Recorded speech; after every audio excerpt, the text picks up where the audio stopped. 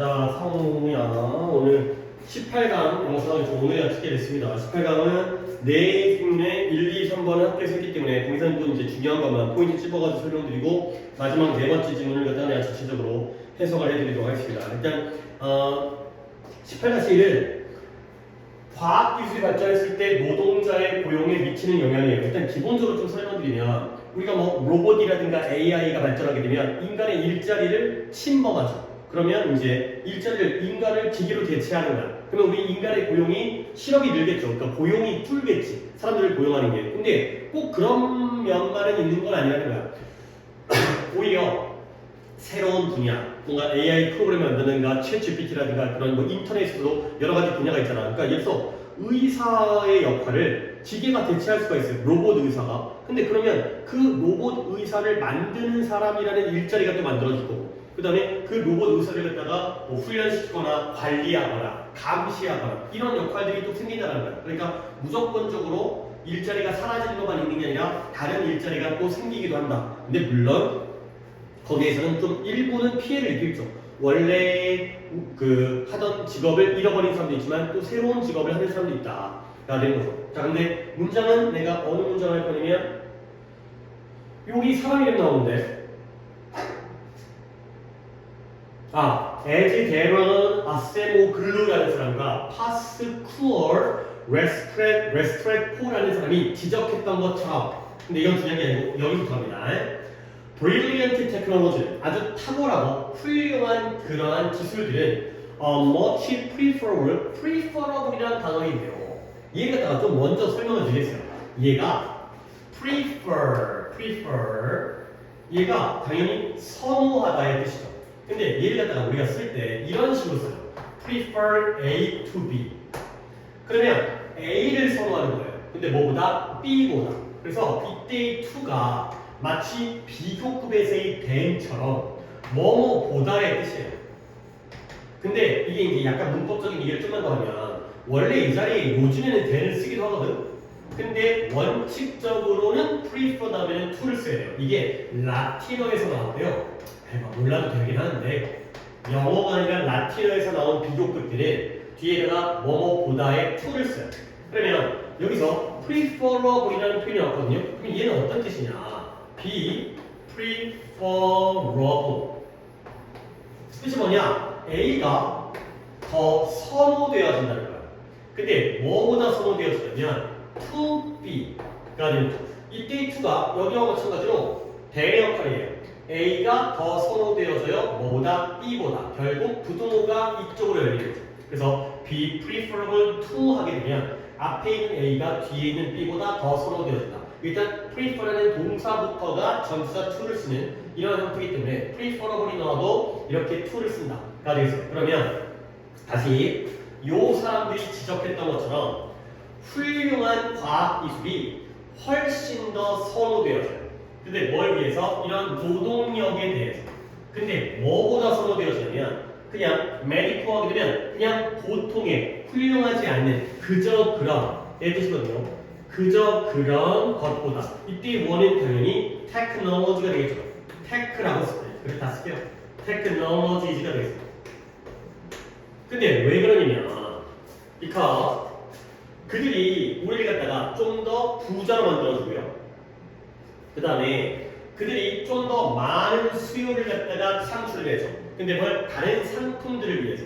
다시 한번 그들이 우리를 갖다가 더 부자로 만들어줌에 따라서 결국 그 탁월한 과학기술이 더 많은 수요를 만들고요. 또 다른 상품과 서비스에 대해서. 근데 뭐에 대한 인간에 의해서 소비되어진 그런 더 다른 상품과 서비스에 대한 더 많은 수요를 만들기 때문에 가 되는 거죠. 다시 한번 문장 정리하면 앞에 있는 사람은 중요한 게 아니라 탁월한 과학기술이 그저 그런 과학기술보다 노동력을 위해서 오히려 더 선호되어질 수 있다는 거예요. 부등호 표시가 이렇게 열리는 거죠. 결국 그저 그런 기술보다는 탁월한 기술이 더 좋다라는 거야. 선호되어진다는 거죠. 근데 왜 그러냐면 이 과학기술이 우리를 갖다가 더 부유하게 만들어줘요. 그러면 우리 인간이 돈이 많아지겠지? 그러면 결국 그 인간에 의해서 만들어진 상품과 서비스에 대한 수요가 더 많이 증가한다는 거예요. 간단하게 좀 여기 문제가 나타나 내용을 정리하겠습니다. 자, 기술 중에서 그저 그런 기술이 있고요. 그 다음에 탁월한 기술이 있어요. 그러면 당연히 얘가 더 좋은 거지. 그러면 이 과학 기술이 뭘 해주냐면 우리 인간을 부유하게 만들어줘요. 그러면 돈이 많아지니까 물건을 갖다가 구매할 수 있는 능력이 크잖아. 그럼 우리 인간들은 뭘 산다? 구매를 하죠. 근데 뭐냐면 다른 인간이 만들어낸, 다른 인간이 생산한 그러한 상품과 그러한 서비스를 구매하게 된다가 되겠어요. 다시 한번 기술 자체가 인간의 노동력을 대체하긴 하지만 이런 뛰어난 기술의 경우에는 우리 인간을 부자로 만들어주기 때문에 우리 인간들이 다른 인간이 생산한 상품과 서비스를 구매해요. 그러면 이러한 서비스에 대한 수요가 증가하니까 오히려 전체적으로 인간에게는 도움을 준다가 되겠어요. 이렇게 요거 보시고요. 그 다음에 한 단어를 더 볼 게 있는데 여기에 이 프리시딩가 이 문장도 좀 봐야겠어요. 그래서 진정으로 월급이 공급이 빠르게 성장하는 거야. 1995년도와 2000년 사이 인간의 월급이 연봉이 더 빠르게 증가하는 거야. 과학기술 발전하니까 기계가 인간을 대체하는데 돈이 더 많아지니까 월급 줄 돈도 많이 생긴 거지. 근데 그때가 언제였냐면 컴퓨터들이 이러한 빠른 생산성의 증가를 갖다가 재촉했던 때야. 근데 언제 보다냐면 in the preceding and succeeding years입니다. 연도는 연도인데 어떤 연도냐? precede라는 건 여기다 쓰겠습니다. precede가 선행하다의 뜻이에요. 그러면 연도는 연도인데 선행하는 연도예요. 그러면 이때 선행한다는 건 1995년과 2000년도보다 보다 더 먼저 간다는 거고요. 그 다음에 succeed라는 단어는 얘는 그냥 스펠링이 있으니까 이 succeed라는 단어는 아니 성공하다 아니에요. 그거 말고 계승하다의 뜻이 있어요. 계승한다는 건 물려받고 이어받는 거거든요. 그러면 결국 preceding이라는 건 이 연도는 연도인데 앞서가는 연도죠. 1995년보다 2000년보다 더 이전의 연도. 그래서 얘는 previous가 돼요. previous라는 게 이전 연도가 되겠죠. 1991년, 92년, 93년 이때보다 이전 쪽이 바로 preceding years가 되고요. 그 다음에 이 2000년을 이어받는 그러니까 나중에 얘는 later가 되겠어요. 그 이후에 가 되는 거죠. 또는 뭐 following도 되겠습니다. 그 뒤따라오는. 그래서 1999년보다 2000년을 앞서가는 연도보다 또는 그 뒤에 따라오는 연도보다 이러한 생산성의 증가, 빠른 증가를 가져와가지고 월급이 증가를 했다가 되겠어요. 이렇게 이쪽 문제는 이렇게 보시면 되고요. 오히려 과학기술의 발전이 일부에게는 일자리를 뺏는 역할을 하지만 다른 쪽에서는 오히려 수요의 증가를 통해서 더 많은 일자리 창출을 만들어낼 수가 있다가 되겠어요. 자, 그 다음에 2번 봅니다. 2번. 자, 기회비용의 증가가 되겠어요. 이것도 또 내용이 조금 주의를 하셔야 돼요. 혹시 이 opportunity cost, 요 기회비용이라는 표현을 먼저 알고 계셔야 돼요. 상황 여기에 대한 배경시, 물론 그것도 경제와 관련된 건데 나도 또 기본적인 내 지식을 가지고 설명을 드리겠습니다. 기회비용이 뭐냐면 opportunity cost, 우리가 우리 돈, 자원, 시간 이런 게 무한하지 않잖아요. 무한하지 않다는 건 선택을 해야 된다는 거야. 예를 들어서 내가 목이 마른데 주스도 마시고 싶고 콜라도 마시고 싶어요. 근데 돈이 무한하지 않다는 거야. 아니 그 정도는 상관없어요. 근데 다 먹기는 배가 부를 수 있기 때문에 그렇기 때문에 둘 중에 하나를 먹어야 돼. 그러면 하나를 선택하면 하나를 선택을 못하죠. 그랬을 때 발생하는 비용이 기회비용이에요. 그러니까 내가 예를 들면 예를 들어서 음료수를 얘기했으니까 콜라가 얼마지? 모르겠다. 2,000원이에요. 그 다음에 주스가 1,500원이에요. 근데 내가 지금 가지고 있는 돈이 3,000원밖에 없어요. 그러면 이 3,000원이라는 돈을 가지고 두 개를 다 사 먹을 수가 없죠. 그러면 둘 중에 하나를 선택을 해야 돼. 그랬을 때 우리가 콜라를 선택하잖아요. 그러면 콜라를 선택하면 주스를 못 사 먹지. 그럴 때의 기회비용이 바로 1,500원이 되는 거죠. 그러면 반대로 우리가 주스를 사 먹게 되면 뭘 무슨 먹어요? 콜라를 무슨 먹죠? 그러면 그때의 기회비용은 2,000원이 되겠습니다. 결국 기회비용이라는 건 내가 A를 선택했을 때 하지 못한 B의 가치가 바로 기회비용이에요. 그러니까 예를 들어서 내가 두 명의 여자가 있는데 이 여자친구랑 사귀냐 이 여자친구랑 사귀냐 A라는 여자를 선택을 한 거야. 둘 다 사귈 수 없으니까. 그랬을 때 사귀지 못하게 된 그 B라는 여자친구의 가치, 그게 바로 기회비용이 되겠습니다. 이렇게 모든 걸 두 가지를 다 선택할 수가 없기 때문에. 자, 그러면 이제 내용을 들어가는데 내가 좀 내용 설명을 좀 해보겠어요. 그 설명을 한 다음에 이게 이 문장을 좀 볼까? 첫 번째 내가 두 문장을 줄 건데 예를 들어 예를 들으니까 예시를 들어볼게요. 여기서부터입니다. 예를 들어 at a low levels of food output 식량 생산이 수준이 낮아요. 그러니까 식량 생산이 부족한 거야. 그러면 그냥 내가 또 스토리를 짜면 식량이 부족하면 어떻게 해줘? 식량 생산을 늘려야죠. 사람들이 굶어 죽으니까. 그러면 어떻게 되냐면 추가적인 식량 생산의 증가는 식량 생산을 추가적으로 올려야 되잖아. 그 증가가 can be obtained 획득되어질 수가 있어요. 근데 무엇에 의해서 쉽게 획득되어지냐면 by switching relatively low skilled carpenters 전환하는 거야. 바꾸는 거야. 근데 누구를 상대적으로 낮은 기술의 목수를 뭐로부터 shelter 집을 만드는 것으로부터 식량을 생산하는 것으로 전환함으로써 쉽게 획득되어질 수 있다는 거야. 자, 또 정리를 해줍니다. 식량 생산이 낮아요. 즉 식량이 부족해요. 그럼 어떻게 할까요? 빨리 더 식량 생산을 늘려야 될 거 아니야. 그러면 식량 생산을 증가시키기 위해서 농부의 숫자가 부족한 거야. 그러면 어떻게 한다? 야, 목수들 중에서 목수들 너네도 농사를 지어라 라고 하는 거죠. 근데 목수 중에서는 어떤 목수가 있냐면 훌륭한 기술이 뛰어난 목수가 있겠죠. 근데 아래로 내려갈수록 기술이 목수인데 집을 못 지를 못해. 그런 목수가 있겠죠. 그러면 상식적으로 뛰어난 목수와 실력이 부족한 목수 중에서 누구를 농사로 전환을 해야겠어요? 당연히 뛰어난 목수는 집을 짓는 게 효율적이잖아. 얘는 집을 잘 지으니까. 그러면 상대적으로 얘보다는 못하는 애를 갖다가 어느 쪽으로 농사로 전환을 시키게 되는, 그러면 결과적으로 식량 생산을 올릴 수가 있겠죠. 그러니까 목수가 10명이고 농부라고 할게요. 농부가 10명이었어요. 근데 식량이 부족한 거야. 사람들이 굶어. 그럼 어떻게 했어요? 목수 중에서 2명을 농부로 바꿔주는 거야. 직업을 갖다 바꿔주는 거야. 그러면 농부의 숫자가 늘니까 식량 생산이 증가하겠죠. 그러면 사람들이 배불리 먹을 수 있다는 거죠. 결국 이 플러스와 마이너스가 이 경우가 다시 한번 식량 생산의 수준이 낮은 거예요. 그러면 식량 생산의 추가적인 증가를 시켜야 될 거 아니야? 근데 그게 쉽게 이루어져요. 뭐하면서 상대적으로 낮은 기술의 농부를 갖다가 원래는 집을 짓고 있다가 그 다음에 식량 생산 농부로 바꿔버리는 거죠. 오케이? 이렇게 바꾼다는 거야. 그러면 좋은 거네. 뭔가 자원의 효율적인 분배잖아요. 근데 그러나 그러나 조금만 더 가볼게. 그러나 그런데도 2명을 갖다가 농부로 옮겼습니다. 근데 그런데도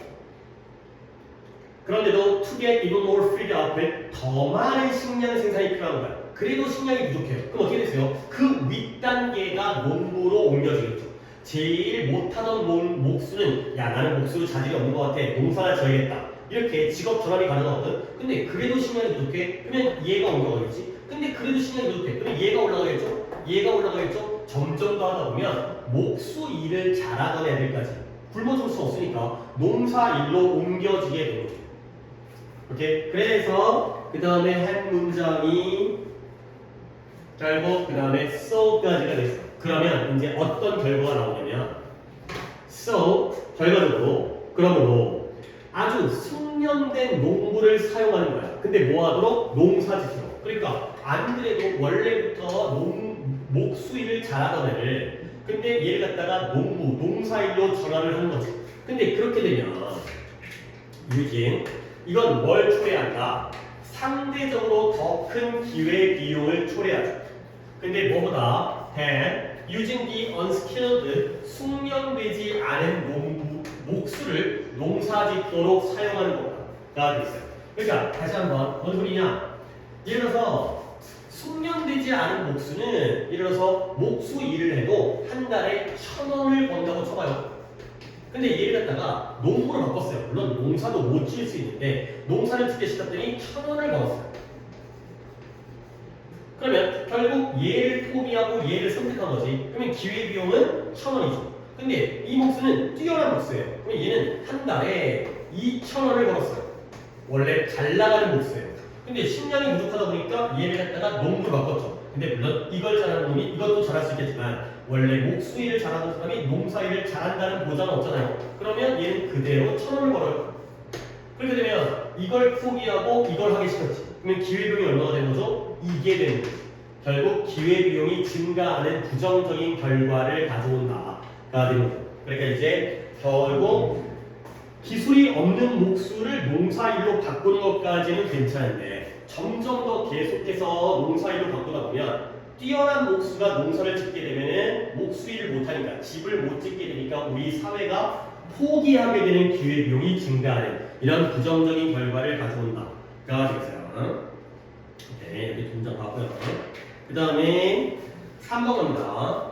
아니 오늘 지금 18강이 다 내용들이 좀 소재가 좀 괜찮아요. 그러니까 배경식이 있는 그러니까 뭐 과학기술 발전해가지고 일자리가 사라지다가 생긴다거나 아니면은 기회비용이라든가 아니면 요것도 또 내가 내용 설명 되겠어요. 이게 이 소재가 굉장히 좀 중요한 소재인데 우리가 인류의 발달 단계를 보시면요.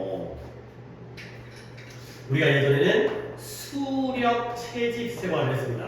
뭔지 알죠? 사냥을 하거나 과일 같은 걸 따먹는 거지. 근데 그 다음에 농사를 졌잖아요. 농업사회. 근데 이 농업사회도 단계가 있는 거야. 초기 농업사회가 있고요. 그 다음에 현대 농업사회가 있어요. 그러면 그 차이는 뭐냐? 산업혁명이에요. 이전까지는 사람들이 손으로 농사를 지은 거예요. 그러니까 뭔가 효율성은 좀 떨어지겠지. 그치? 근데 이제는 기계로, 농기계를 사용해가지고 뭐 트랙터라든가 뭐가 있지? 뭐 여러 가지. 옛날에는 그냥 인간의 노동력으로 농사를 졌는데, 근데 기계를 통해서 농사를 짓게 된 거죠. 오케이? 그러면 어떤 변화가 생기냐면, 자, 식량 생산성을 보겠습니다. 식량 생산성이 수렵 채집일 때보다는 이때는 생산성이 낮아요. 왜냐면 사냥을 실패할 때도 많잖아. 아니, 물론 뭐 대박이 나는 경우도 있겠지만 뭔가 또 안정적이진 않지.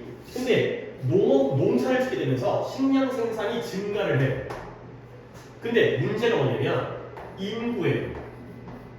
수렵 채집 사회 때는 인간 인구가 그렇게 많지 않았어요. 왜 그러냐면 떠돌이 생활을 해야 되거든. 그러니까 동물을 따라다니는 거야. 그러려면 인구가 많으면 불편한 거야. 얘를 다 데리고 다니기 힘드니까. 그러니까 옛날에 수렵 채집 때는 인구가 소규모였어요. 한 몇 명만 똘똘한 애들, 쌈 잘하고 달리기 빠르고 힘센 애들만 몇 명 있으면 그걸로 사냥을 하는 게 더 효과적이거든. 괜히 바보 같은 애 데리고 다니다 보면은 이제 소리내가지고 걸리거나 이런 문제가 생기기 때문에. 그러니까 옛날에 수렵 채집 때는 인간의 인구가 소규모였어요. 작았어요.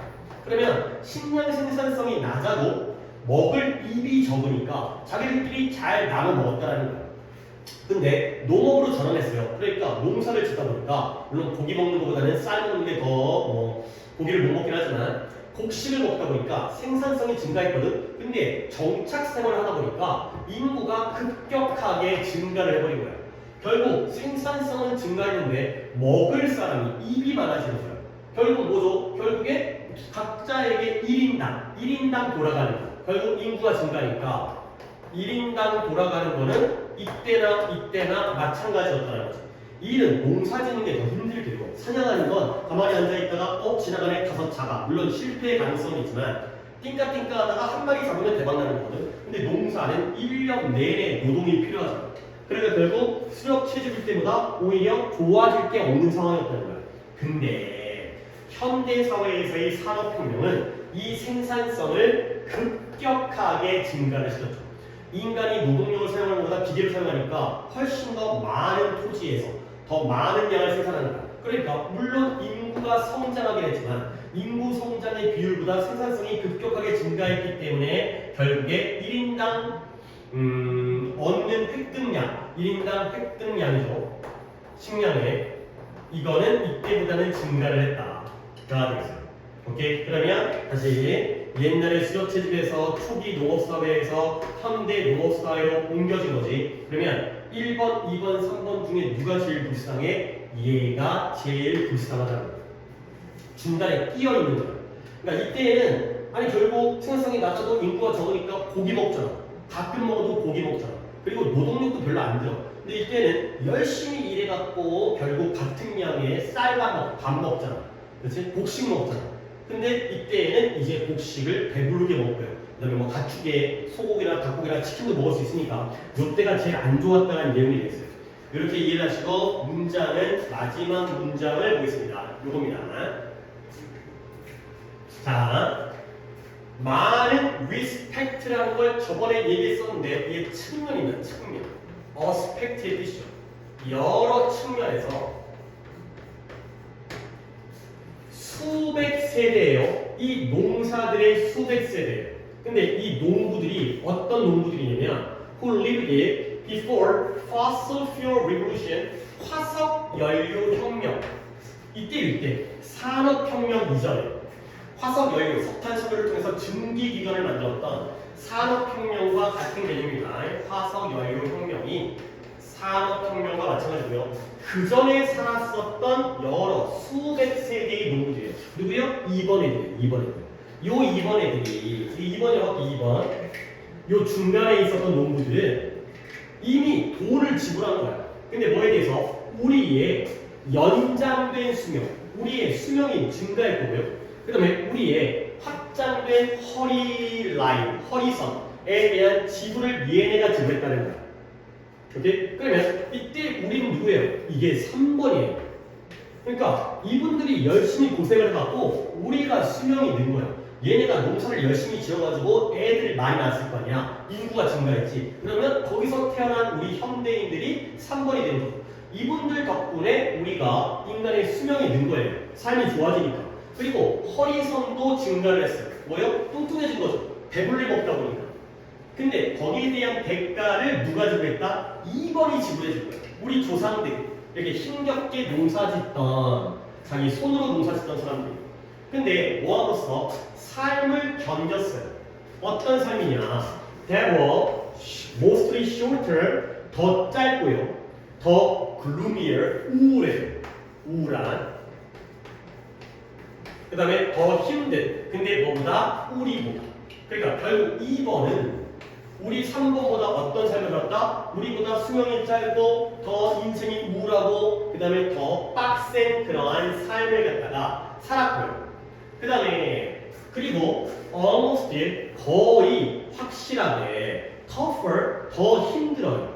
근데 누구보다 힘들냐면 those of their foraging ancestor 그들의 foraging이라는 게 여기 나와서 수렵채집 forage라는 게 음식을 찾는 건데 음식을 찾아다니는 수렵채집의 ancestor 조상 수렵채집의 조상들보다는 그들의 삶보다 이때 도우스는 lives가 되겠습니다.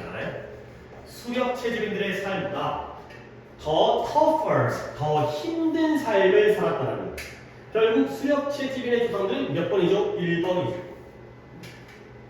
그러니까 결국 이 문장을 다 내가 해석을 했으니까 2번들은 이 중간에 있는 얘네들은 결국 얘네들 덕분에 얘네가 대신 지불을 해준 덕분에 우리의 수명이 증가했고 우리의 허리선이 늘어난 거야.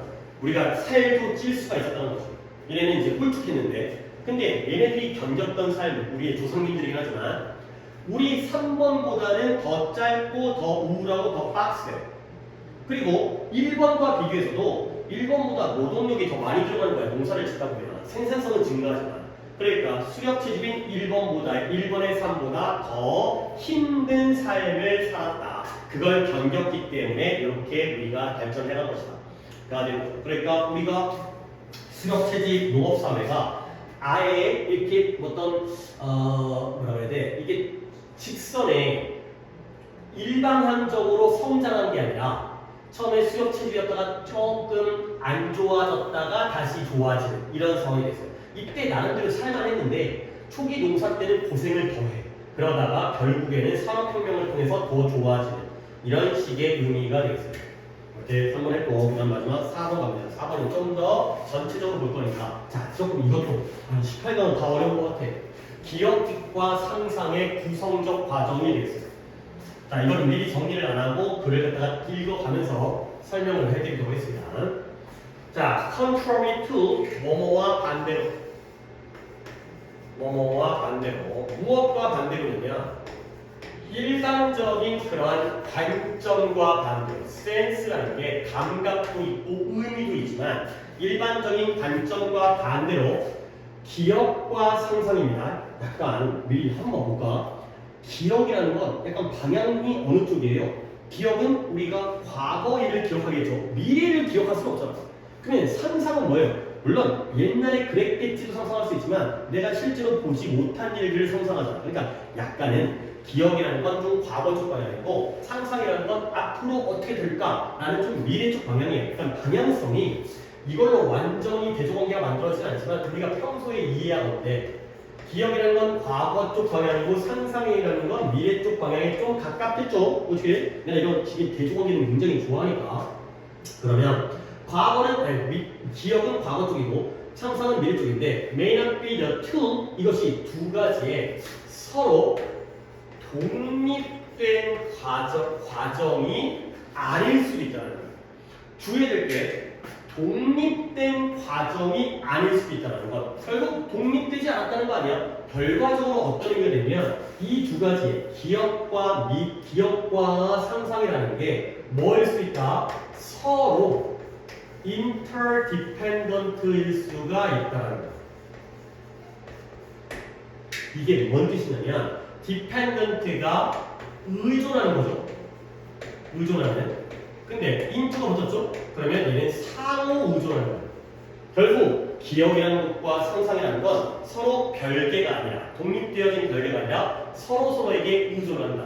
기억은 상상에게 의존을 하고 상상은 기억에게 의존한다. 결국 뭐예요? 관계가 있다는 거죠. 별개가 아니라 관련되어져 있다. 과거 쪽의 기억과 미래 쪽의 상상이 관련되어져 있다는 거야. 자 그러면 우리의 기억은 분명히 어디에 의존한다? 구성적 과정. 구성적 과정. 이게 바로 이독해의 키워드예요.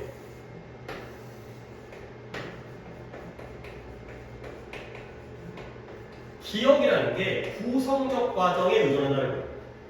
이게 뭔 말이냐면 야 기억이라는 건 있었던 일을 갖다가 그대로 암기하는 게 맞잖아. 근데 사람의 기억이라는 게 살다 보면 바뀌기도 하거든. 그러니까 예를 들어서 우리 초등학교 때를 갖다가 한번 기억해볼까? 초등학교. 우리가 이미 고등학교 2학년이었잖아요. 초등학교 때 입학한 다음에 1학년 때부터 6학년까지 네가 초등학교 때 뭔가 안 좋은 일을 겪었을 수도 있어. 선생님한테 혼난다든가 아니면 친구랑 싸웠다든가 아니면 뭐 자빠졌다든가 축구하다가. 근데 이미 지나가잖아요? 그러면 중학교가 지나고 그 다음에 고등학교가 지나서 지금 이제 여기 있잖아요. 그러면 이 과거의 기억이 어떻게 바뀌냐면 지금 돌이켜보면 얘가 플러스로 바뀔 수도 있어요. 아 그때가 좋았지. 근데 막상 초등학생들한테 야 너네 행복해라고 물으면 아니요 짜증나요 엄마 때문에 미치겠어요 이렇게 얘기할 수 있잖아. 근데 그때 당시는 힘들어도 우리가 지금 나이가 들어가면서 과거를 돌이켜보면 그 당시가 좋아져. 솔직히 그렇잖아. 얘보다는 얘가 더 그러니까 고등학교보다는 중학교 때가 좋았고 중학교보다는 고등학교가 좋았기 때문에 그때는 힘들었는데 지금 돌이켜보면 그때가 좋았지. 이렇게 바뀌는 거 있죠. 이게 바로 구성적 과정이에요. 그러니까 과거의 기억을 우리가 만들어가는 거예요. 과거의 기억을 그대로 유지하는 게 아니라 바꿔서 만들어가는 거죠. 그러다 보니까 이런 구성적 과정이라는 건 there are sometimes prone to be prone to의 프론이 뭐뭐에 영향받기 쉬운의 표현이에요. 근데 무엇에 영향받기 쉽냐면 error or distortion, 오류와 왜곡의 영향을 받기가 쉽다는 거예요. 이게 뭔 말이에요? 과거의 기억은 오류가 생길 수 있어요. 분명히 마이너스였는데 그 당시에는 안 좋았는데 지금 보면 플러스 바뀌니까 이게 오류죠. 또는 왜곡이 뒤바뀌는 거죠. 뭐 마이너스가 플러스가 마이너스로 뒤바뀔 수 있겠고요. 이게 바로 기억의 구성적 과정이 되겠어요. 근데 하버드의 심리학자인 이 쉑터라는 분이 이러한 기억의 측면을 구성적 기억이라고 이름을 붙인 거예요. named 이름 붙이다. 이러한 기억의 측면을 constructive memory다. 결국 constructive memory라는 건 실제와는 다른 기억이에요. 오류와 왜곡이 되어져 있는. 그때 당시에 내가 겪었던 일을 갖다가 좀 바꿔서 기억하는 게 바로 이러한 구성적 기억이 되겠습니다. 자, 그러면 봐봐요. 우리가 기억을 할 때, 과거를 기억할 때 우리는 piece together 조각들을 모아요. 결합시키는 거예요. combine, 그리고 mix도 되겠고요. 결합을 시키죠. combine. 근데 이 조각들, 저장된 정보의 조각들을 갖다가 결합시켜요. 근데 무엇 아래에서 under the influence 영향. 근데 뭐에 대한 영향이냐? 뭐의 영향이냐? 우리의 현재의 지식과 태도와 믿음의 영향 아래에서 저장되어진 정보의 조각들을 결합을 시켜요. 그러니까 이제 이게 이거야. 예를 들어서 지금이 굉장히 행복하다면 과거의 초등학교 때보다 지금이 더 좋아. 그러면 초등학교의 기억이 마이너스로 남아있겠죠. 근데 지금이 너무 좀 쉬울까? 지금이 너무 마이너스야. 너무 나 미치겠어. 공부하기 싫어가지고 돌아버릴 것 같아. 그렇게 되면 지금 현재의 지식과 태도와 믿음이라는 그 영향 아래에서 초등학교를 기억하잖아? 그러면 그때 저장된 그러한 정보들이 조합되어지면서 오히려 지금보다는 나아지. 그러니까 이 마이너스가 플러스로 바뀌는 게 바로 이게 바로 구성적 기억이 되겠습니다. 그때 당시에는 마이너스였지만 지금과 비교해보면 그때가 좋았지라고 바뀌는 게 바로 구성적 기억이죠. 자, 그런데 기억이 결국 구성적 기억이라는 건 실제 과거의 현 사실과는 다른 기억이라는 겁니다. 근데 이미지네이션 상상 또한 이러한 저장되어진 정보의 조각들을 함께 결합시키는 과정이라는 거예요. 그러니까 이 상상이라는 건 아니 상상은 미래 아니에요? 그래. 그러면 이렇게 보자. 네가 대학교를 앞으로 갈 거잖아요. 그러면 여기에 대해서는 우리가 기억을 하고 있지. 근데 여기에서 상상을 하는 거잖아. 내가 대학 가면 어떤 생활을 할까? 이런 것들을 상상할 거 아니야. 근데 이 상상도 우리가 이미 저장되어진 정보들의 조각들을 함께 결합해가지고 상상을 한다는 거야. 왜 그러냐면 예를 들어서 평생 행복했던 애는 대학생활도 행복할 거라고 상상하지 않을까? 그동안 내 인생이 항상 행복했어. 그러면 앞으로도 행복하겠지. 금수저야. 너무 잘났어. 근데 평생 불행했던 애는 갑자기 대학 간 다음에 대학 가면 내가 완전히 신분습득해가지고 좋아지겠지. 그건 아니지. 대학교 가지고 등록금을 어떻게 마련하지? 대학 공부도 빡셀 거고 난 좋은 대학도 못 가는데 결과적으로 결국 미래에 대한 상상도 지금까지 겪었던 과거에 저장되어진 정보를 바탕으로 해서 이걸 결합해서 만드는 게 상상이라는 거예요. 좀 내용이 어렵잖아. 그러다 보니까 만약에 그렇다면 정말 그렇다면 if so 그렇다면 만약 그렇다면 이걸 찾아야 됩니다.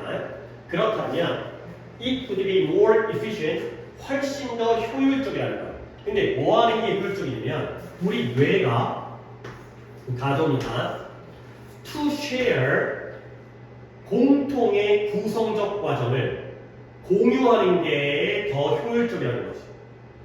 근데 뭘 위해서? 이 기억과 상상에 대해서. 근데 rather than 뭐 하는 것보다는 rather than 유지하는 것보다 뭘? 두 개의 독립적인 과정을 유지하는 것보다. 그러니까 rather than이니까 우리가 따로따로 기억과 상상에 대해서 두 개의 독립적인 과정을 유지하는 것보다 기억 따로 상상 따로 하는 것보다 기억과 상상 두 가지에 대해서 공통적인 구성적 과정을 공유하는 게 더 효율적일 것이다. 그러니까 결국 뭐예요? 기억과 상상은 같은 것이다. 기억과 상상이 서로 독립된 게 아니라 그랬지. 그리고 기억도 구성적 과정이고요. 상상도 구성적 과정이에요. 그러면 어차피 구성적 과정으로 똑같이 할 걸 같은 걸로 기억하고 같은 걸로 상상하면 더 좋은 게 아니냐. 가 되는 거죠. 결국 이때 입수의 의미는 기억이 구성적 과정이죠. 기억이 구성적 과정은 의존합니다. 근데 상상도 여기에 있는 저장되어진 정보를 갖다가 결합하잖아요. 결국 기억과 상상은 같은 과정이다. 둘 다 뭐 하는 거다? 저장되어진 정보를 그것도 이미 저장되어진 정보를 결합하는 작업이다. 라는 거. 그리고 실제로 그렇다면 만약 진짜 이렇다면 뇌가 두 가지를 같이 공유하는 게 더 효율적이라는 거예요. 그래서 이러한 관점으로부터 이 do not be surprising 놀랄 일이 아니에요. 근데 뭐가 놀랄 일이 아니면 알게 됐어요. 뭐라고 되냐면 히포캠퍼스라는 게 우리 머릿속에 기억을 주로 담당하고 있는 해마라는 부위예요. 뇌 안에 있는 부위 해마 자주 나오는 단어입니다. 히포캠퍼스라는 게 두뇌과학적으로는 되게 어려운 용어이지만 독해에 워낙 많이 나오니까 보기에 나와 있네요. 해마가 무엇과 관련되어 있다? 기억과 상상 둘 다와 관련되어 있다는 걸 배워도 그게 놀랄 일이 아니라는 거야. 왜 그럴까요? 해마가 무슨 작용할까요? 구성적 과정을 하겠죠. 그러니까 결국 기억도 구성적 과정이니까 해마에서 기억이 이루어지고 상상도 구성적 과정이니까 해마에서 상상이 이루어지겠죠. 어차피 똑같은 일을 하는 거예요. 따로따로 하는 것보다 같은 데서 하는 게 낫다라는 거죠. 오케이? 그래서 결국 비록 이 문장 의미 좋습니다. 비록 it is not favorable 유리한 우호적이라는 뜻도 있고요. 우호적인 거. 그 다음에 유리한. 물론 그것은 유리하지 않아요. 뭐 하는데 사건을 발생한 그대로 as it happened 발생한 것처럼 정확하게 기억하는 데에는 유리하지 않아요. 오케이? 왜 그러냐면 해마라는 건 구성적인 과정을 갖다가 처리한 부분이거든. 구성적인 과정이라는 건 실제와 다른 거지. 있는 그대로 똑같이 기억하는 게 아니야. 바꿔가는 거야. 만들어가는 거야. 그러다 보면 해마에서 이러한 기억이 이루어진다는 건 과거에 일어났던 사건을 정확하게 기억하는 데는 유리하지 않겠죠. 뭔가 기억이 왜곡과 오류가 생기니까. 그렇지만 오히려 그게 adaptive, 적응적이라는 거예요. 근데 어떤 점에서 in that, 라는 점에서는 오히려 좋아요. 어떤 점에서냐? 이렇게 같은 곳에서 이루어지는 게 과거의 정보를 가능하게 해줘요. 과거의 정보가 유연하게 사용되어질 수 있다는 거예요. 그러니까 과거의 정보를 갖다가 그냥 완벽하게 정확하게 기억하는 것보다 약간 바꿔서 기억하는 게 근데 뭐 하는 데 있어서 이런 simulating 모의 실험을 하는 거죠. 미리. 그게 뭐예요? 어떤 alternative 대안적인 미래 시나리오를 without 실제 행동에 참여하지 않은 채 미래 시나리오를 모의 실험하는 데 있어서 유연하게 사용되어질 수 있는 걸 가능하게 한다가 되겠어요. 오케이? 자, 이게 뭔 소리인지 줄게. 이게 과거를 정확하게 기억하는 데는 불리할 수가 있어요. 그렇지만 오히려 이게 적응적인 유리한 행동이라는 거예요. 그러니까 예를 들어서 내가 과거에 수영을 배웠어요. 근데 수영을 실내 수영장에서 배운 거예요. 오케이? 그 다음에 이제 현지를 지나서 나중에 수영을 하러 갔어요. 근데 아니죠. 바다에 빠졌어요. 바다에 배를 타고 가다가 배가 침몰을 한 거예요. 그러면 예를 들어서 우리가 과거의 기억을 완벽하게 정확하게 기억한다면 이 사람의 경우에는 수영은 할 줄 알아요. 근데 어디서만 해봤지? 실내에서만 해본 거야. 그러니까 이 사람은 바다에서 수영을 해본 적이 없는 사람이에요. 그럼 뭐지? 나 처음이야. 나는 바다 수영을 해본 적이 없어. 물이 짜. 그러면 당황해가지고 빠져 죽을 수 있다는 거지. 근데 기억이 약간 왜곡되어지는 거야. 나 옛날에 수영한 적이 있어. 잠깐 바다였나? 이렇게 되면 맞아. 나는 경험이 있으니까 오히려 미래에 대처를 할 때 오히려 더 유연하게 가능하다는 거죠. 다시 한번 문제입니다. 이렇게 구성적 과정을 거친다는 건 기억이 조금은 변질되어지니까 왜곡되어지니까 오류와 왜곡이 생기기 때문에 완벽한 기억을 하는 데에는 오히려 유리하지 않을 수가 있어요. 근데 이게 적응적일 수가 있죠. 근데 보면 과거의 기억을 명확하고 고정적으로 수영을 해도 실내에서 했던 건 실내에서만 한 거지 이렇게 고정적으로 엄격하게가 아니라 유연하게 사용되어지는 거지. 아니 실내 수영인데 아리까리한데 바다에서도 수영해 본 적이 있는 것 같아. 이렇게 바꾸는 거야. 그러면 결국 미래의 이 대안적인 바다에서의 미래의 시나리오를 갖다가 모의 실험할 수가 있겠다. 머리로 시뮬레이션을 하죠. 근데 뭐 하자면 제 실제 행동에 참여하지도 않은지 실제로는 바다에서 수영해 본 적이 없어도 대략적으로 비슷하게 활용할 수 있다가 되겠어요. 자, 정리합니다. 결국 constructive process라는 구성적 과정이라는 게 키워드가 됩니다. 우리가 머리로 기억을 할 때는 완벽하게 100% 똑같이 기억하는 게 아니라 뭔가 만들어가는 식으로 기억을 해요. 그러다 보니까 물론 오류와 왜곡의 가능성은 있지만 근데 이 기억이라는 게 아니라 상상도 같은 과정으로 이루어진다는 거예요. 과거에 있었던 정보를 조합해가지고 과거의 정보를 조합해서 상상을 하죠. 그러면 어차피 두 가지가 상호 의존적인 과정이기 때문에 같이 공유를 하는 게 효율적인 거예요. 실제로 우리 뇌에 있는 해마라는 부위가 기억도 하고 상상도 하는 거죠. 두 가지를 다 담당한다는 거죠. 근데 물론 이게 단점은 있죠. 과거를 정확하게 기억하지 못한다는 단점은 있지만 오히려 유리할 수가 있다는 거예요. 너무 정확하게 기억을 하면 예를 들어서 우리가 수학 문제를 풀 때 있잖아. 그랬을 때 내가 풀었던 문제와 숫자 하나 바뀌지 않은 똑같은 문제가 나와야 푸는 게 아니지. 그러니까 이런 거야. 비슷한 문제인데 풀어본 것 같아. 하지만 정확하게 그 문제를 풀어본 적은 없어. 그러면 오히려 기억이 정확한 것보다 이런 문제 푼 것 같은데 이런 문제를 이렇게 풀었던 것 같아. 뭔가 자신감을 가지고 풀어볼 수 있잖아. 근데 너무 정확하게 보면 숫자가 다르네? 문제는 처음 보는 문제야. 그러면 적응을 못할 수 있다는 거죠. 완벽한 기억은 아니지만 오히려 유연하게 대처하는 데는 도움을 준다. 뭔지 알겠죠? 기억이 어렴풋한 게 오히려 조금 다른 새로운 문제, 미래의 시나리오를 대안적인 alternative 그와 다른 대안적인 시나리오를 시뮬레이팅 하는 데는 더 유연하게 대처할 수 있다. 그러니까 되겠죠? 이런 뇌의 활동이라는 게 굉장히 오묘하죠. 그러니까 껴맞춘 것도 있지만 굉장히 이제 바람직하게 잘 이루어지고 있는 이런 상황이 되겠습니다. 오케이? 일단 18강은 이렇게 마무리하도록 하겠어요.